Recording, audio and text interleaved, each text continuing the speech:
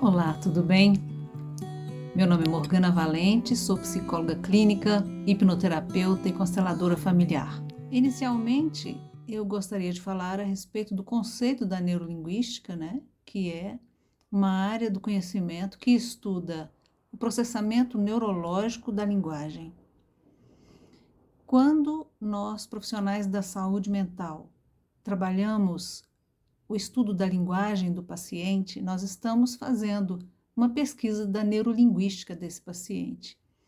Nós estamos pesquisando quais são os termos que essa pessoa usa, qual é a linha de pensamento, e é muito tranquilo para a gente, com poucos minutos na primeira sessão, já identificarmos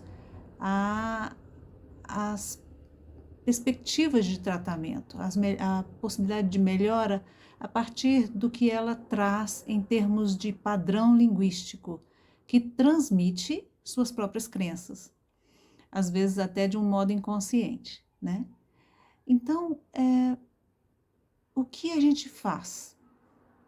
Quando nós trabalhamos a psicoterapia, nós observamos que a neurolinguística é tanto um mecanismo, um meio de identificarmos o padrão da pessoa, quanto também um caminho para tratá-la. E a hipnose, particularmente, ela utiliza claramente e de uma maneira muito proativa o recurso da neurolinguística no tratamento dessas crenças limitantes, como também dos registros traumáticos que geram as crenças limitantes, como também os padrões familiares assimilados que geram a construção dessas crenças limitantes, seja inconscientemente por lealdade cega aos padrões dos pais, como uma submissão, uma tentativa de honrá-los, inconsciente às vezes, como também uma escolha a partir do que a gente crê. Uma coisa que eu acho importante levar em conta também quando nós tratamos a questão da neurolinguística nos tratamentos psicoterapêuticos é que existe, além do mundo das ideias conscientes e inconscientes, a questão da energia. Lá vem a psicóloga falar sobre energia, Mas eu penso e defendo o seguinte: se nós profissionais que tratamos pessoas não estivermos com a mente aberta para estudarmos as várias vertentes interdisciplinares no tratamento de seres humanos, nós vamos ficar limitados. E o fato que existe a energia, sim, existe energia. Nós podemos dar vários nomes para esse aspecto, que atenda às crenças de cada diferente linha de pensamento. Uma inteligência emocional, ou a espiritualidade, ou a transcendência.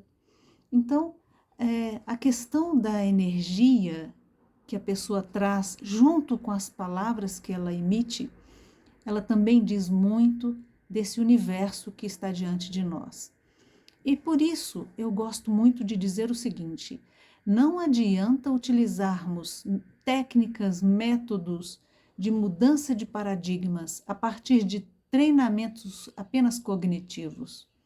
Não adianta você repetir várias palavras positivas o dia inteiro, vai dar tudo certo, eu vou vencer, eu sou uma pessoa saudável. Não adianta só isso. Nós precisamos também ter uma coesão com a energia que a gente emite. E a energia que a gente emite tem muita relação com os sentimentos, com o padrão de emoções que a gente alimenta.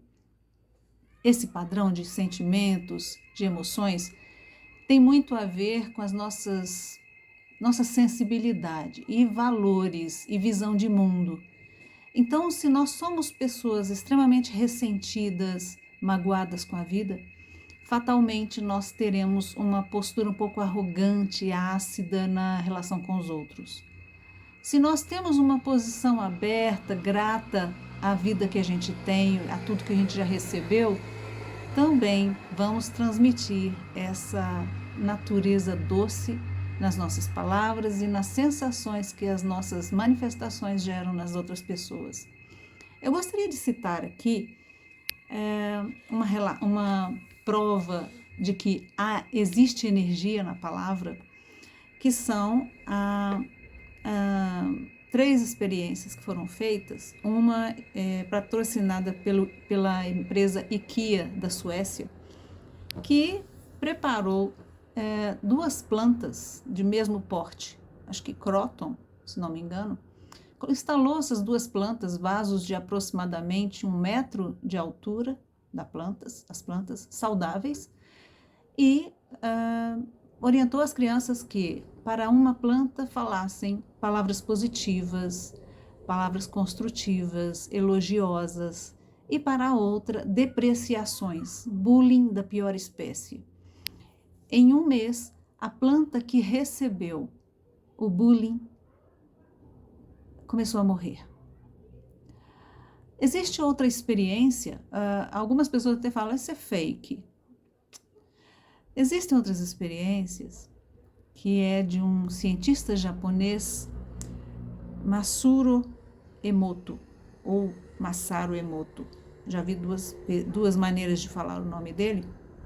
Ele fez a experiência com arroz, colocou um punhado de arroz em cada 3 potes, são 3 potes, colocou água. No primeiro pote, ele emitiu a palavra obrigado.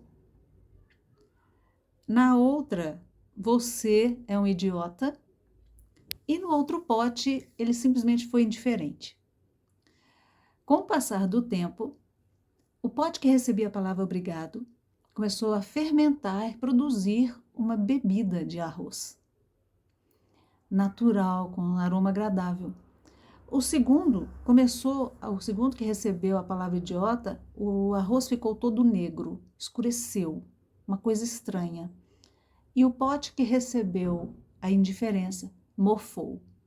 Esse mesmo cientista também fez experiência com água. Ele recolheu a água de uma represa, me falha o nome da represa, na região dele, e ele colocou as palavras em potes, em garrafas com palavras, e água destilada depois, pôs a água destilada, fez a experiência também com a água destilada. Então, as palavras que estavam escritas nas garrafas influenciaram na configuração dos cristais da água quando congelados. Então, notou-se que as palavras positivas criavam cristais bem feitos, simétricos, bonitos, cada um com um tipo diferente.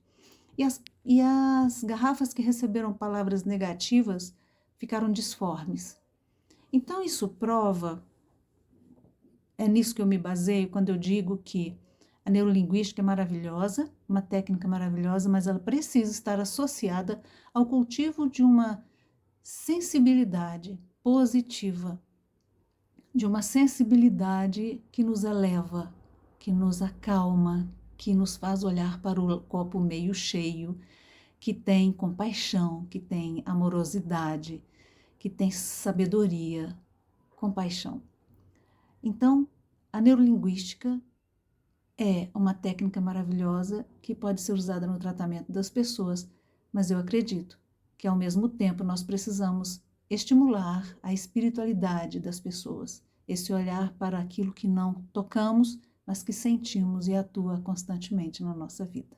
Quando nós pensamos na hipnoterapia, nós trabalhamos a neurolinguística. Os comandos que nós damos à pessoa que está em posição de entrar em estado alterado de consciência não são comandos comuns, são comandos claros e bastante objetivos, não são ambivalentes, não são contraditórios. Então a gente evita a palavra não, por exemplo, porque um exemplo que eu gosto muito de dizer, quando você não quer que uma pessoa pense algo, você não deve usar a palavra não. Não pense em maçã verde. Você primeiro precisa pensar na maçã verde para depois negá-la. O cérebro é assim. Primeiro ele reconhece o objeto para depois negá-lo. Se você não quer que a pessoa pense em maçã verde, seja objetivo. Pense em morango. Não vai pensar nunca em maçã verde. Então, o modo como a gente conduz o paciente numa indução hipnótica para que ela chegue a um ponto de autoconhecimento, observando uma imagem, uma lembrança traumática, tentando trabalhar a ressignificação dessa imagem, dessa cena, nós trabalhamos a neurolinguística da cena, como é expressada a descrição dessa cena e como nós podemos nos valer da própria maneira da pessoa se expressar para auxiliá-la a assimilar uma nova maneira de ver o acontecimento. A hipnoterapia, ela trabalha a ericksoniana, né, que é a que eu trabalho. Ela trabalha muito a linguagem e as imagens. Então, quando nós estamos trabalhando uma pessoa para vencer um trauma, por mais doloroso que ele seja, ao mesmo tempo em que nós precisamos ajudá-la a olhar para o que dói com segurança e acolhimento, nós precisamos também usar as palavras para despertar a força dessa pessoa. A força, a consciência de valor, a fé, a coragem, o desejo de viver, o desejo de construir. Então, quando nós trabalhamos a neurolinguística na hipnose, nós também trabalhamos a energia das palavras. E a energia das palavras está muito ligada também ao processamento das emoções. Então, nós mudamos a qualidade das emoções que a pessoa sente, eliminando o sentimento de fracasso, de dor, de traição, de frustração, de mágoa, que foram provocados por aquela cena traumática, e imprimimos a esperança, a fé, a confiança, o olhar para as próprias qualidades, potencialidades, o olhar para o gostoso de pensar no presente e no futuro, imaginando algo que vá realizá-la, que vá trazê-la satisfação de viver.